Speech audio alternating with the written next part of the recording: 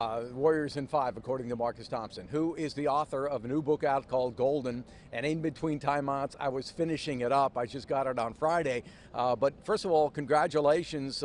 You had terrific access to Steph Curry. Has he read the book?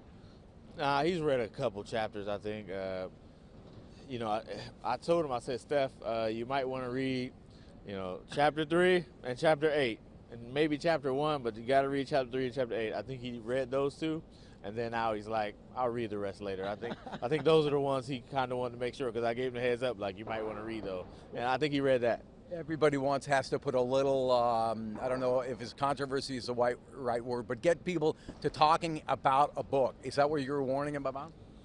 I just knew. Well, chapter 3 has a lot about his mom, and I know he feels really particular about his mom. I know he loves her, and a lot of people comment on his mom and how beautiful she is. So I know he's got a special thing, or he doesn't like people talking about his mom. So I'm like, read chapter 3.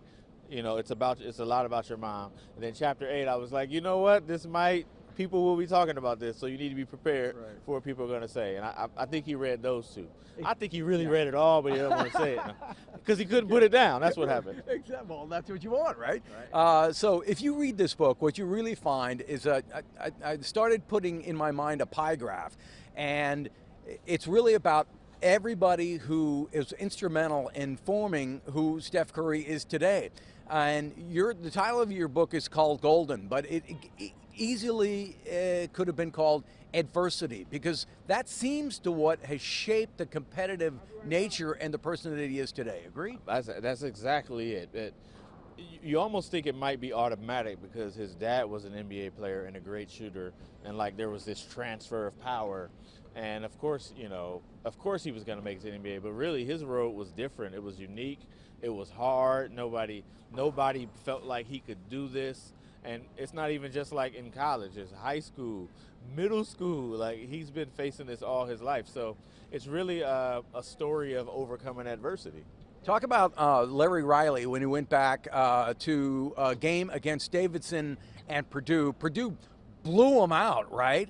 And Curry couldn't shoot that game. But as you point out, Riley leaves saying it cemented his idea that Curry was going to be selected by the Warriors. Why? Riley was all over Curry, right? He thought he was great. I didn't even believe. I'm like, whatever. It's some dude from Davidson scoring a bunch of points because it's Davidson, whatever.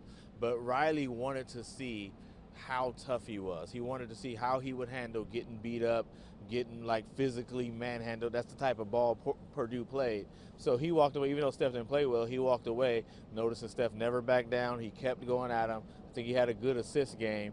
And Riley was like, he's got the intangible. He's not going to quit.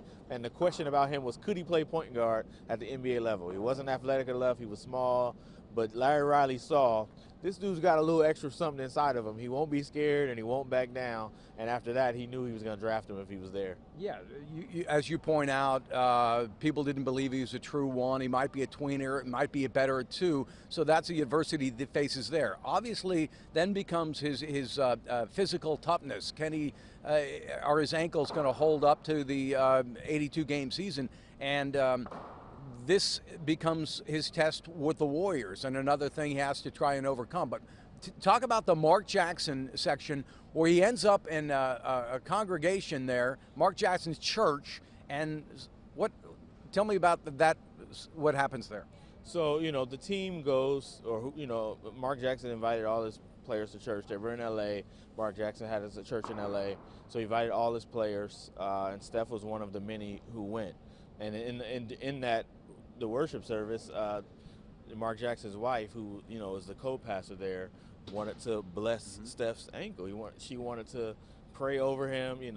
Steph is a man of faith, so she called him up and prayed over his ankle and anointed his ankle with oil, which is like something they did in the Bible, right? So they were trying to bring faith and prayer and fix the point guard's ankle. So after he got his blessing, he was going back to his seat, and she said, "No, that's when you get a blessing from the Lord, you don't just walk off.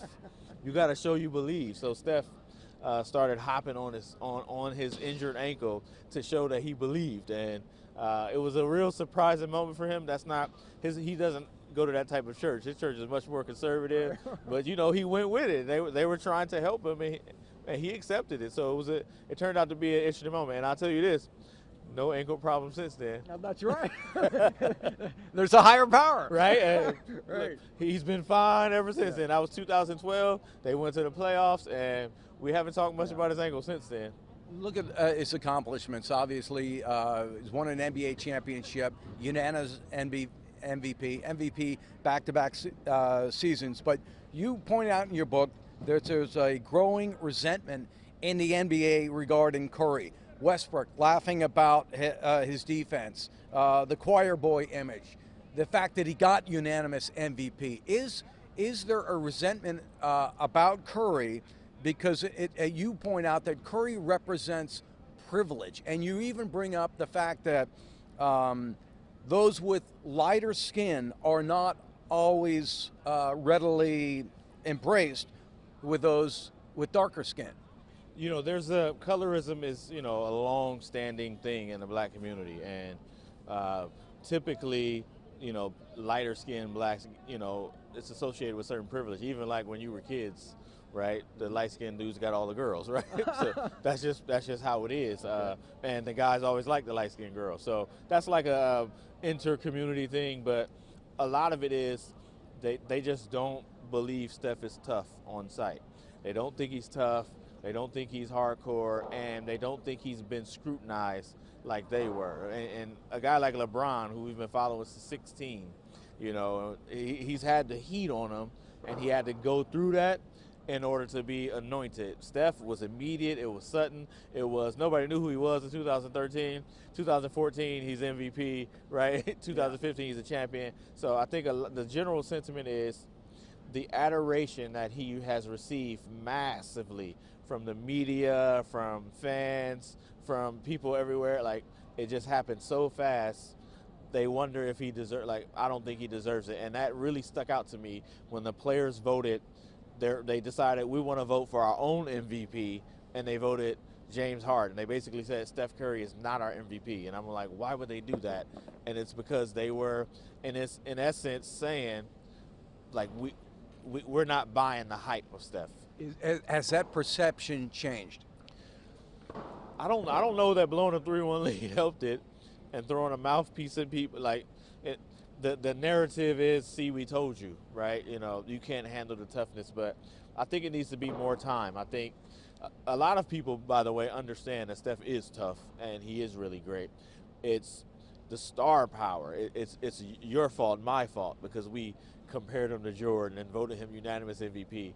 And it's like, really, is it that guy? Is that guy worth all that? I think that's the kind of thing. So over time, I think he will do nothing but earn that respect. So your point is that this is not something Curry created, but we in the media created it. Oh, absolutely. I mean, he doesn't have 9-year-olds, you know, loving him to death, and grandmother saying you need to be like Steph, you know, or it's us because, you know, we like the good guy, so we promote the good guy. You got to think about it. Like, if you're Chris Paul, Russell Westbrook, all these guys, you got endorsement deals and you got plans on becoming all this, and then here comes some dude in Under Armour's, like, taking all the right. Under Armour was nothing, and all of a sudden it's on the scene and it's big.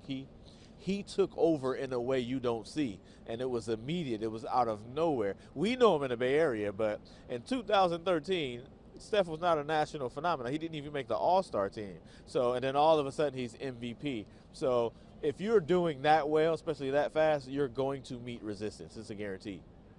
When you think about the Bulls, you think Michael Jordan's Bulls. Magic, Showtime, Magic Johnson. It was Kobe's Lakers. It was LeBron's Cavaliers. Yeah, Magic Johnson's Lakers.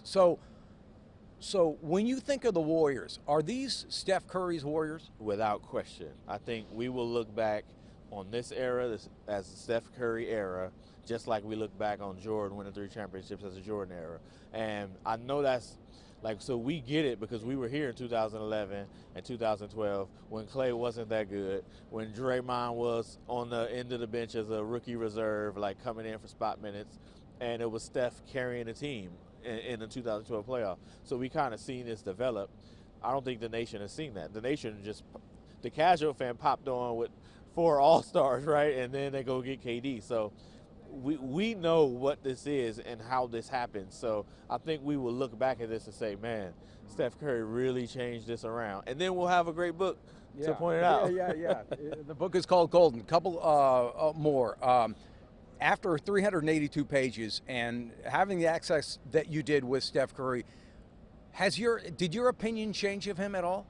It did. It did in the sense that he is a lot tougher than I understood, because a lot of these guys, we know who they are in middle school, high school. They're phenoms, right? There's another kid now, Michael Porter, supposed to be the top player in the nation. LeBron, when he was 16, he played at Cal, and it was a packed house for AAU, Oakland Soldiers, right? But at that age, man, you're getting a lot handed to you. A lot is being given to you, a lot. Now there is some pressure, but it's also, you ain't as hungry as you might let out to be. And I didn't realize this has been going on for Steph since he was 9 years old. Could go to the YMCA and he looked like he's a toddler, right? Dressed up as a basketball player for Halloween, and it's like, I'm gonna play, and nobody's believing he could play. So I was like, wow, this has been going on for his whole existence. And for me, it started when he got drafted, but he's been dealing with this over, and I was like, you know what? It takes a special dude to be able to fight through that all the time. Yeah, and that's why he is part of the reason he's so great. The book is called Golden. It's available online and obviously at bookstores. And I actually, Marcus, I have to admit, I actually bought the book. Most in the media get free books. That's what I'm talking about. That's what I'm talking about. Media support media. You make the world a better place. Marcus, thanks a lot. Thank you. I appreciate it.